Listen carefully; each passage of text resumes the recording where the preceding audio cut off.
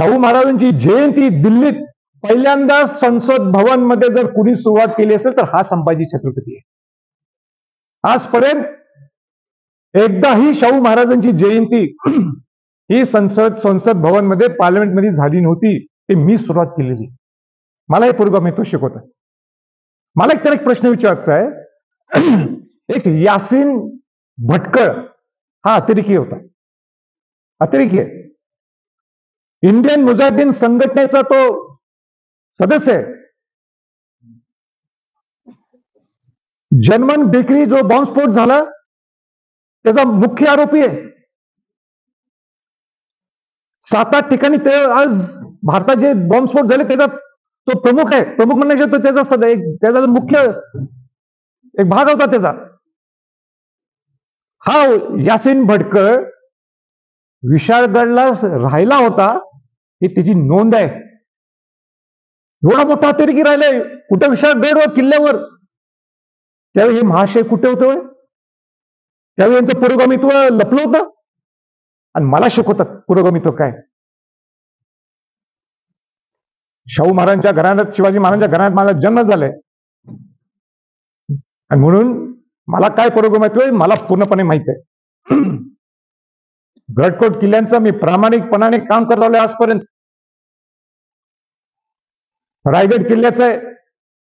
तुम्ही किती गडकोट किल्ल्याला पैसे दिले? तो 5 कोटी रुपये मी विशाळगडला दिले पुरातत्व खात्याच्या माध्यमातून.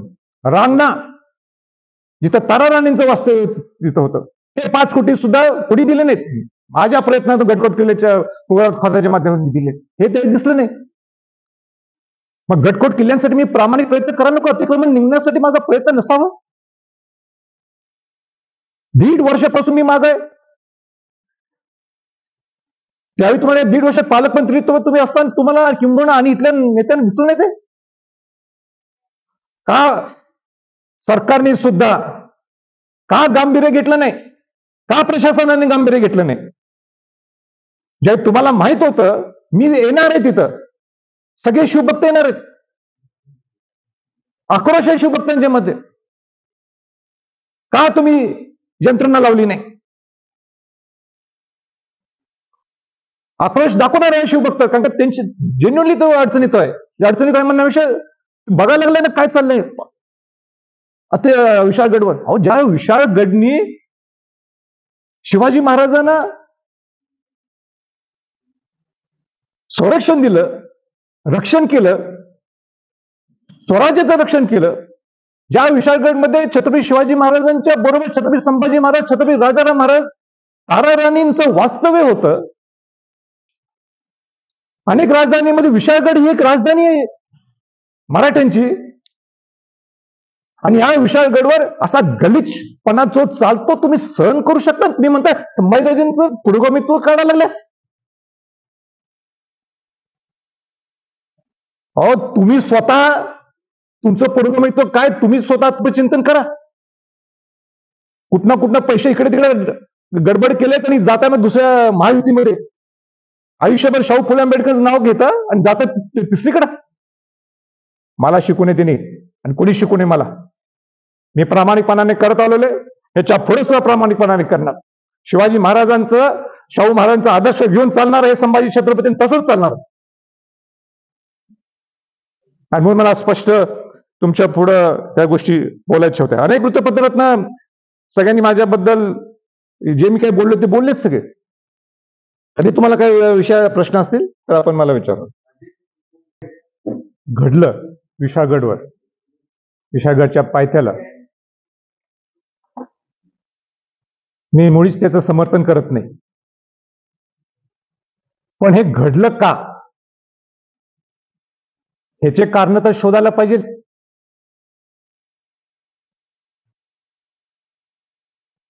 अनेक संघटना अनेक दशकापासून विशाळगड अतिक्रमण मुक्त व्हायला पाहिजे म्हणून प्रयत्न करीत होते.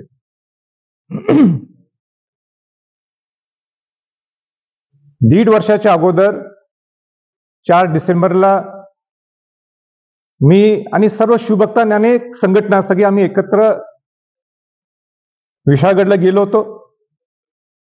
विशाळगडची परिस्थिती पाहिली.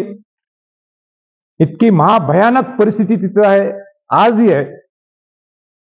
मला परत एकदा सांगायचंय की मद्यपान म्हणजे कशा पद्धतीने जसं पाहिजे तसं ते करतात. म्हणजे येणारे तिथले कर्नाटकातले लोक असतील आणि कोण कोण लोक असतील, कतलखाना ओपनली चालायचा. मग बकरी कापणं असतील, कोंबड्या कापणं असतील, अतिक्रमण पाहिजे तसं दोन्ही बाजूच्या लोकांनी अतिक्रमण केलंय.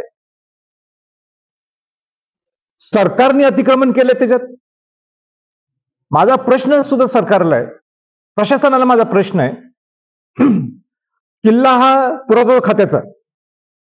पुरातत्व खात्यात एक दगड सुद्धा हलवायचा असेल तर तुम्हाला पुरातत्व खात्याची परवानगी लागते. प्रशासनाने तिथं ब्रिज बांधला, ग्रामपंचायत बांधलं, अनेक लोकांना परवानग्या दिल्या राहायच्या तिथं, ओके करून टाकलं 2002 ला. हे अतिक्रमण हे काढणार कोण? कोणाची जबाबदारी आहे? म्हणून या 1.5 वर्षापासून मी सरकारच्या मागे आहे की हे तुम्ही अतिक्रमण काढणं गरजेचं आहे. लगेच एक खो गाठला एका लोकप्रतिनिधींनी आणि कोर्टात हा विषय गेला. आणि कोर्टात विषय गेल्यावर सगळेजण असं भ्रम तयार करून ठेवलेलं आहे की न्याय प्रविष्ट विषय आहे. तर न्याय प्रविष्ट विषय हा 158 जे अतिक्रमण सिद्ध झालेले आहेत, सरकारने सिद्ध केलेत आणि तिथल्या लोकांनी मान्यता दिलेली आहे. या 158 पैकी 7 आणि 6 बोलू ना, त्या 7 आणि 6 हेच कोर्टात आहेत. बाकीच्यांना कुठलेही न्यायप्रविष्ट विषय नाही आहे.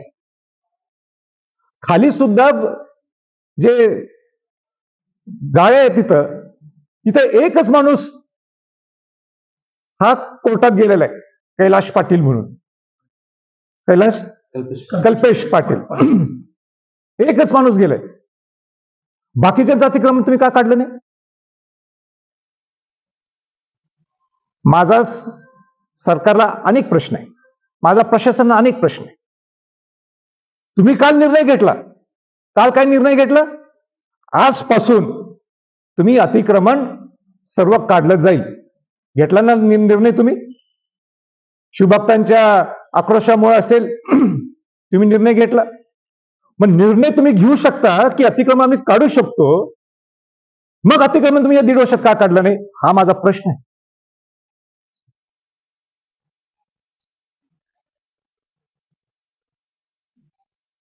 मला पुरोगामित्व शिकवतो एक माणूस इथला स्थानिक नेता, पालकमंत्री मला पुरोगामित्व शिकवतो. मला कोट करतो संभाजीराजे म्हणून. माझा प्रश्न आहे ते ना की 1.5 वर्ष हा विषयच न्यायप्रविष्ट नसल्याने तुम्हाला कोणी सांगितलं न्यायप्रविष्ट विषय? मग आज परवानगी कशी मिळाली? म्हणजे जिल्हाधिकाऱ्यांना वाटलं म्हणून तिने घेऊन टाकले का? बेजबाबदारपणाने पालकमंत्र्यांनी बोलून चालत आणि मला कोट करून, आणि तुम्ही पुरोगामित्व म्हणता. शाहू महाराजांचं पुरोगामित्व मला शिकू नये, मी त्यांच्या घराण्यात माझा जन्म झाला. भीमा कोरेगावचा ज्यावेळी संकट निर्माण झालं होतं, मी बोलणार आहे पार्लमेंटमध्ये, मी पार्लमेंटमध्ये संसदमध्ये बोललोय. शरद पवार साहेबांनी मी बोललोय. राजे, ज्या पद्धतीने कोल्हापूरमध्ये दंगल घडली होती, तशीच दंगल सदृश परिस्थिती तिथं निर्माण झाली होती. अनोळखी चेहरे होते, बहुतांश मिरज, सांगली, आटपाडी या भागाचे होते. म्हणजे प्रशासनाला किंवा या राज्य सरकारला तिथं तशीच परिस्थिती निर्माण करायची होती का? प्रशासनाने याचं संशोधन करायला पाहिजे. प्रशासनाने याचा विचार करायला पाहिजे. आम्ही प्रामाणिकपणे तिथे गेलो होतो ना, मी प्रामाणिकपणे गेलो. मी प्रामाणिकपणे सांगत होतो की तुम्ही निर्णय घ्या, शिवभक्त येणार आहेत. हा विषय असा नाही, हा विषय अनेक वर्षापासून चालू आहे. मी आलोय 1.5 वर्षातच. का परिस्थिती तुम्ही निर्माण करताय? तिने विचार करायला पाहिजे या सगळ्या गोष्टीचा. वेळ होता त्यांच्या हातात. आंदोलन पुण्यापूर्वी मुख्यमंत्री किंवा वरिष्ठ पाटील यांची काही बोलणं झालं होतं का? तर अशी माहिती पुढे येते की मुख्यमंत्र्यांचं आपलं बोलणं करून दिलं होतं तरी देखील हे आंदोलन पुढे गेलं. असं कोण म्हटलं? चर्चा सुरू आहे. ते ज्यांनी चर्चा केली त्यांनी मला सांगावं, मी बोलतो मग. अतिक्रमण काढण्याबद्दल कायदेशीर मार्ग काढण्याबद्दल कोणाचं सोबत बरं. पण गजापूरमध्ये नाहक जे कार्यक्रम लागले त्यामध्ये खरंच शिवभक्त होते का कोण बाहेरून आलेलं? हाच माझा मुद्दा आहे. मी त्याला समर्थन केलेलं नाहीये. ह्याचा निश्चितपणाने त्याच्या खोलात त्यांनी जावं आणि खोलात जात असताना हे का घडलं, कशामुळे घडलं, ह्याला जबाबदार कोण आहे? प्रशासन हात वर करू शकत नाही हे काय काय घडलंय म्हणून. ही परिस्थितीच काय निर्माण झाली? तुम्ही काय केले? तुम्ही आत्मचिंतन करा ना. तुम्ही या 1.5 वर्षात का केलं नाही? आज तुम्ही हे देऊ शकता, आज तुम्ही अतिक्रमण काढण्यासाठी आदेश देऊ शकता, मग हेच तुम्ही 1.5 वर्षात का केलं नाही? 12 वाजता जाणार. काय म्हटलं? काल ही ज्यावेळेला घटना घडली विजाळल्यावर त्यावेळेला हे आदेश त्यांना मला माहित नाही. मी सरकारची बाजू मी काय मांडू शकणार नाही. किंबहुना प्रशासनाच्या मनात काय होतं मला सांगता येणार नाही. पण हा प्रश्न माझाच आहे की मी येणार होतो त्यांना माहित होतं. पालकमंत्र्यांनी पुढाकार घ्यायला पाहिजे होतं आज बोलतोय. पालकमंत्र्यांनी पुढाकार घ्यायला पाहिजे. जर जसं जसं धनंजय म्हटले की पालकमंत्री ना जर हे माहित होतं ही परिस्थिती तिथं म्हणजे संवेदनशील होऊ शकते, मग त्यांनी पुढाकार घ्यायला पाहिजे होता.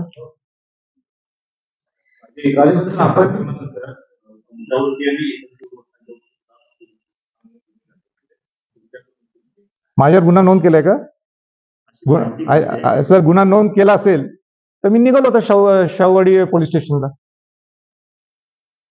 निघालो आता इथूनच निघतो शाहूवाडी पोलीस स्टेशनला. नाही पण मी जातो आणि गुन्हा मी तर काल बोललोयच मी.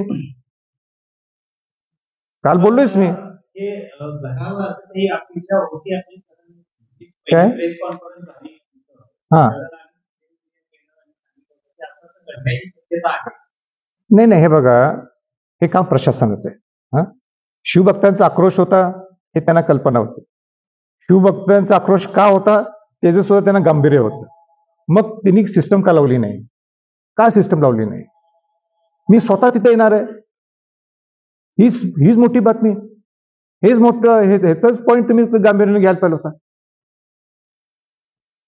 पण 12 वाजता जाणार.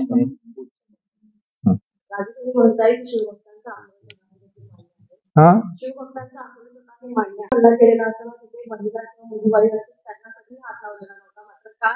गजापूरमध्ये अनेक घरांमध्ये माहिती होती त्या ठिकाणी देखील हल्ले झाले. हीच का शिवभक्त अशा पद्धतीने मला त्याची कल्पना नाहीये आणि मी अशा गोष्टीला केव्हाही समर्थन करत नाही. पदाधिकारी आले होते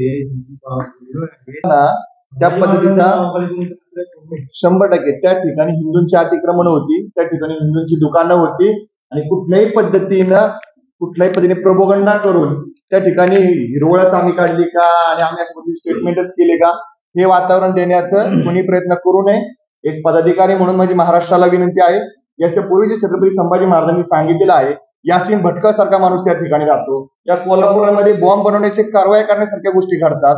2-4 महिन्यापूर्वी त्याच्यावरती कारवाया होतात आणि जर अशा पद्धतीच्या भूमिका घेत असतील, अशा पद्धतीचा उद्रेक समोर येत असतील, इथले पालकमंत्री जर या सगळ्या गोष्टी सांगत असतील आणि ह्या भूमिका पुढे माझी विनंती आहे की मी माझ्या याच्यात सुद्धा बोललो.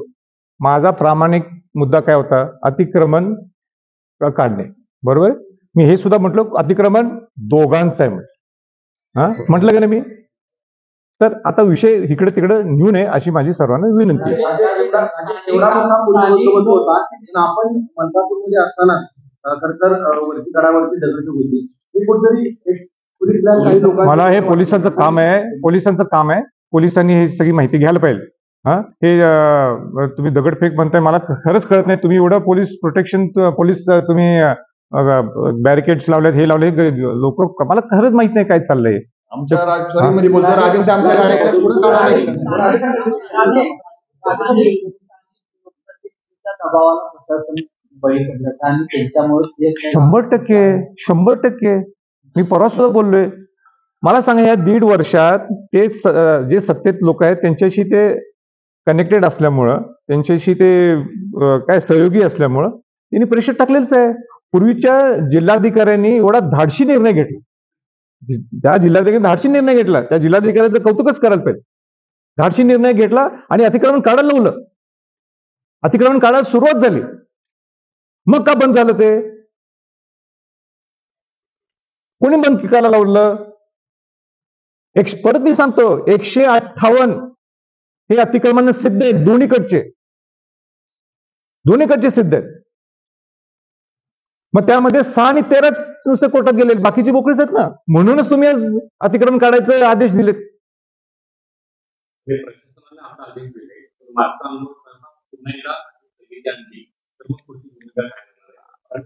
नाही, आता मला खरं सांगू,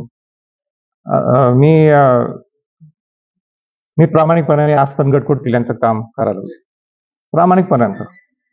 आणि काम करत असताना मलाच जर एवढे अडथळे येत असतील, मी सोडून टाकतोय गटकोट किल्ल्याचं काम. नको बाबा, कुठे सांगितलं? अहो, एक पुढारी, एक नेता या गटकोट किल्ल्याची पुढे बोलत नाही.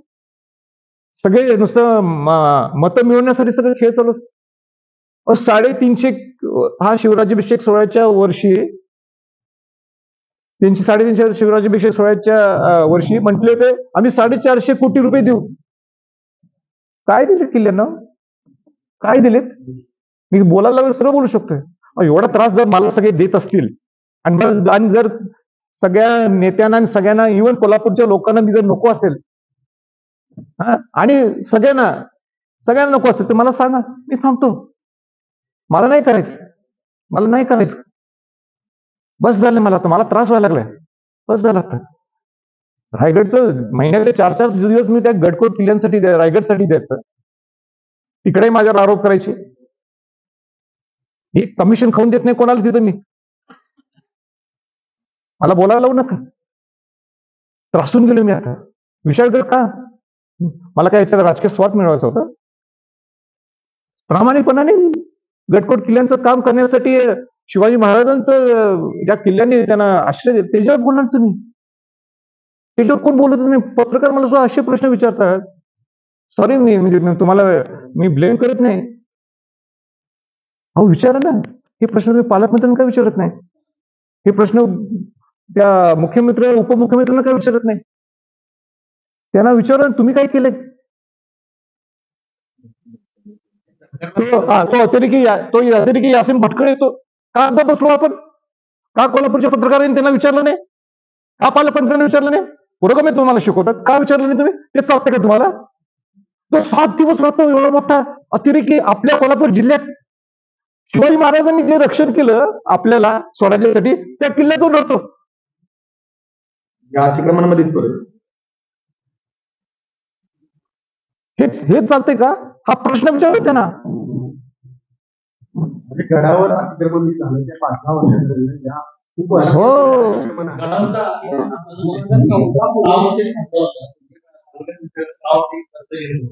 बरोबर.